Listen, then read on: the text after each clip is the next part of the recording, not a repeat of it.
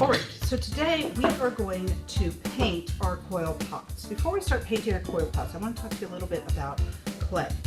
Because last week what we did is we had the smushy mushy gray, and it was smushy and it's mushy and it's a dark gray like this.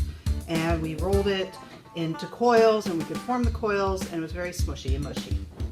Then what happened is I let that dry for a few days and it turned into a very light gray coil pot here. See the difference here between the dark gray that's smushy and mushy and this light gray. It's called bone dry because it's very, very dry. Now this is not smushy, not mushy, and very, very breakable. See, this one already broke. And you can see it just breaks very, very easily just with my hand, just like that. And I could even crunch it up and crumble it in my fingers just into dust. And at this point, if I soaked it in water for like a few days, I can turn it back into the smushy mushy mud-like clay. After it gets this dry and it's still held together, I put it in my very, very special oven called a kiln. Let's go take a look at what the kiln is. So the kiln is back here in my kiln room, and there's the kiln. Now my kiln is complete, and see it went up to 1,240 degrees. Right now it's only at 91 degrees. And it's already fired. So when I open it up here, you can see this is a class full of coil pots ready to get painted. All right. Now I can't let you back here. No art teacher can, because it gets so hot it's not very safe. To learn how to paint our coil pots.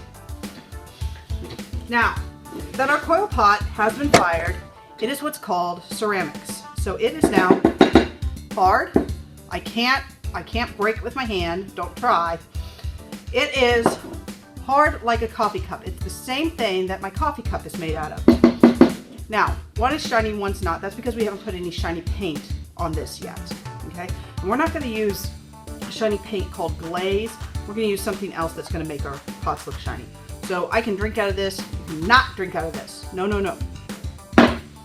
Okay, besides who's holding. So, to paint this, now, before I continue, what would happen if I drop this? What happens if I drop it on the ground? It'll break, right?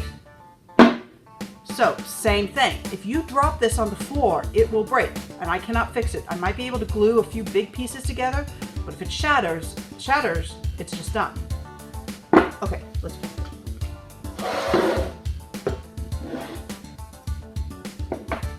We're going to use our timber cakes. I've already put some water in them, so they're already starting to get wet. If you need to clean them up, get a wet sponge. Just wipe them clean like that. You can paint these however you want. Now, to paint them, you do need to get the paint nice and wet, and you just spin your brush around nicely and gently. Don't smash your brush. And you can just paint it on. Now, if you paint like this, see what happens? See how I don't get inside those cracks? I'm going to use my big brush for a big area here. And I'm going to use my brush. I'm going to make sure my brush is very watery. So you see how there's lots of water in this paint there? And the water, if it's nice and watery, do you see how it goes into the seam there? Did you see how that spilled into the seam? So it will spill into the seams if it's nice and watery. So if you want to paint the whole thing,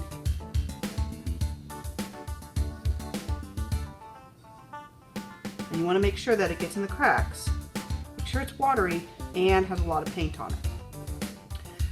Now what's very cool about this paint is that it dries very, very quickly, because the ceramics is very dry and it sucks the moisture right out of the paint. So back here is already dry. See? That's already all dry and ready for my embellishments. Why you have a big brush and a small brush. So this is ready for some embellishments.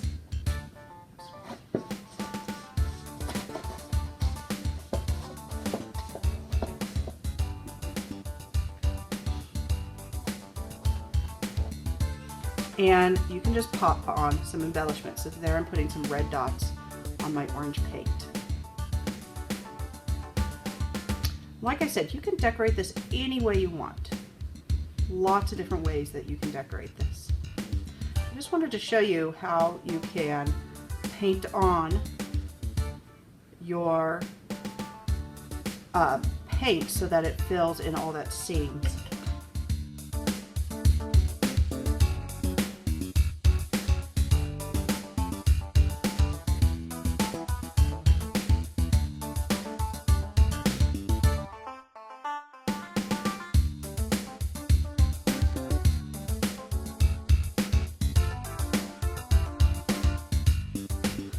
Alright, and now you can see that there is no white ceramic showing, and so that's how you know you are all done with your pot.